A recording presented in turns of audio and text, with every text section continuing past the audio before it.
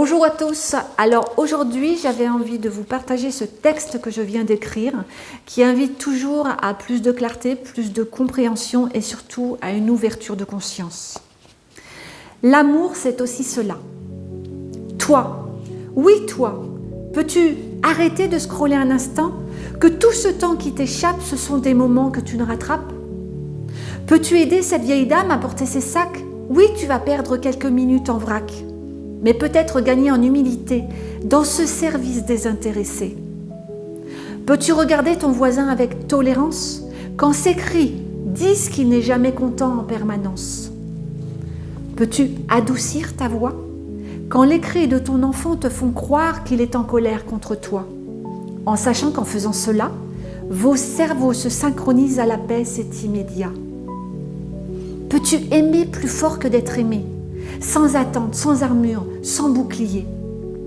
Peux-tu un instant écouter ceci, que regarder avec pitié la maladie n'aide pas sur ce chemin, pas facile étant dit, mais de voir au-delà même de ce que j'aperçois facilite bien plus vite la guérison en un parfait état.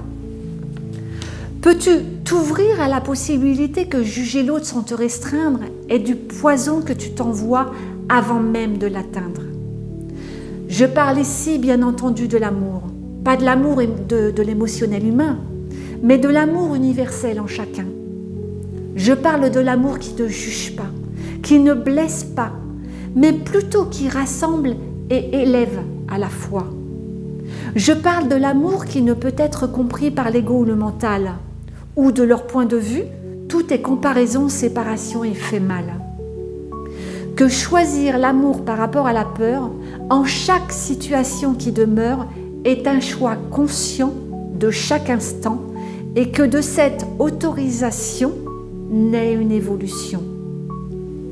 C'est comme un acte de foi, une sorte de prière, où nous ne pouvons plus faire machine arrière, pour ne dévoiler que ce que nous avons toujours été, un esprit infini pour l'éternité.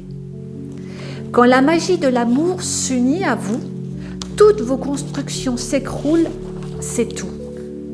Des remises en question prendront place, ce n'est que pour mieux tomber de vos échasses. Car comment pouvons-nous véritablement aimer, entourés d'une forteresse en béton armé? Nous pensons en être prisonniers en apparence, mais nous en détenons aussi la clé, c'est une évidence.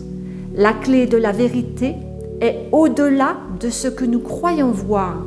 Elle se dévoile d'une ouverture de conscience par effet miroir, d'une sagesse qui est innée et qui n'est pas à obtenir avec désespoir.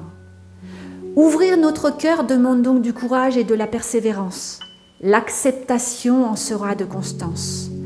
D'aimer ce que nous repoussons au quotidien, car l'ego est très subtil et malin. L'amour prend alors toute la place pour nous ouvrir à des possibilités plus vastes que de reconnaître ce que nous avons toujours été, seulement enfoui par des énormités.